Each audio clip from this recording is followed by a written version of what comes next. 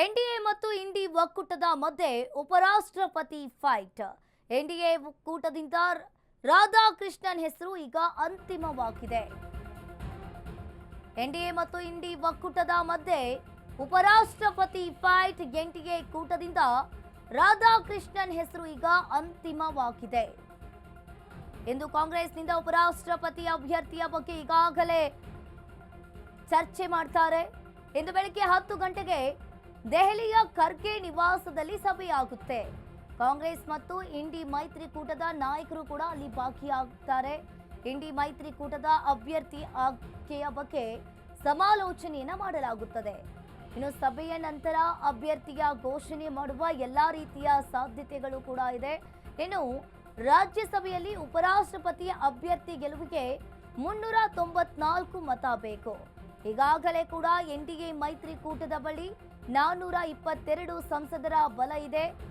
ಆದರೂ ಕೂಡ ಎನ್ಡಿಎ ಮೈತ್ರಿಕೂಟ ತಮ್ಮ ಅಭ್ಯರ್ಥಿಯನ್ನ ಹಾಕಲು ನಿರ್ಧಾರವನ್ನ ಮಾಡಿದ್ದಾರೆ.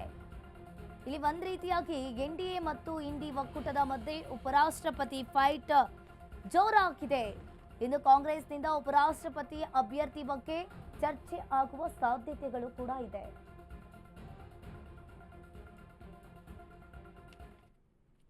ಈ ಬಗ್ಗೆ ಹೆಚ್ಚಿನ ಡೀಟೇಲ್ಸ್ ಅನ್ನ ನೀಡ್ತಾರೆ ನಮ್ಮ ಪ್ರತಿನಿಧಿ ಅಭಿಷೇಕ್. ಫೋನ್ ಸಂಪರ್ಕದಲ್ಲಿ ಜಾಯಿನ್ ಆಗಿದ್ದಾರೆ. ಎಸ್ ಅಭಿಷೇಕ್, ಒಂದ್ ರೀತಿಯಾಗಿ ನೋಡ್ತಾ ಇರಬಹುದು ಇಲ್ಲಿ ಇಂಡಿ ಮೈತ್ರಿಕೂಟದ ತಮ್ಮ ಅಭ್ಯರ್ಥಿಯನ್ನ ಹಾಕಲು ನಿರ್ಧಾರವನ್ನ ಕೂಡ ಈಗಾಗಲೇ ಕೈಗೊಂಡಿದ್ದಾರೆ.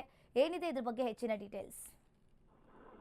ಅಂಕಿತ, ಉಪರಾಷ್ಟ್ರಪತಿಗಳ ಅಭ್ಯರ್ಥಿ ಆಯ್ಕೆಗೆ ಸಂಬಂಧಪಟ್ಟಂತೆ ಇಂದು ಕಾಂಗ್ರೆಸ್ ಮತ್ತು ಇಂಡಿಯಾ ನಾಯಕರು ದೆಹಲಿಯ ಎಸಿಸಿ ಅಧ್ಯಕ್ಷ ಆಗಿರ್ತಕ್ಕಂಥ ಮಲ್ಲಿಕಾರ್ಜುನ ಖರ್ಗೆ ನಿವಾಸದಲ್ಲಿ ಒಂದು ಸುತ್ತಿನ ಮಾತುಕತೆ ನಡೆಸ್ತಾರೆ. ಅಲ್ಲಿ ಪ್ರಮುಖವಾಗಿ ಈ ಒಂದು ಅಭ್ಯರ್ಥಿ ಯಾರಾಗ್ಬೇಕು ಅನ್ನೋದು ಕೂಡ ಪ್ರಮುಖವಾಗಿ ಅಂತಿಮಗೊಳ್ಳುತ್ತೆ. ಇದಾಗಲೇ ಬಿಜೆಪಿ ಮೈತ್ರಿ ಪಕ್ಷದಿಂದ ಇದಾಗಲೇ ಹೆಸರು ಕೂಡ ಅಂತಿಮ ಆಗಿದೆ. ಹೀಗಾಗಿ ಕಾಂಗ್ರೆಸ್ ಪಕ್ಷದಿಂದ ಯಾರನ್ನ ಅಭ್ಯರ್ಥಿಯಾಗಿ ಘೋಷಣೆ ಮಾಡಬೇಕು ಅನ್ನೋ ಒಂದು ಲೆಕ್ಕಾಚಾರದಲ್ಲಿ ಇವತ್ತು ಪ್ರಮುಖವಾದಂತ ಒಂದು ಸಭೆ ಸೇರ್ತಾರೆ. ಅಲ್ಲಿ ಗೆಲ್ಲುವಂತ, ಯಾಕಂತಂದ್ರೆ ಕಾಂಗ್ರೆಸ್ ಪಕ್ಷಕ್ಕೆ ಮುಂದಿನ ಒಂದು ಚುನಾವಣೆಯ ದೃಷ್ಟಿಯಿಂದ ಈ ಒಂದು ಉಪರಾಷ್ಟ್ರಪತಿಗಳ ಒಂದು ಅಭ್ಯರ್ಥಿ ಆಯ್ಕೆ ಮಾಡೋದು ಸಾಕಷ್ಟು ಒಂದು ಪ್ರಮುಖವಾದಂತ ಒಂದು ವಿಚಾರ ಆಗಿರುತ್ತೆ.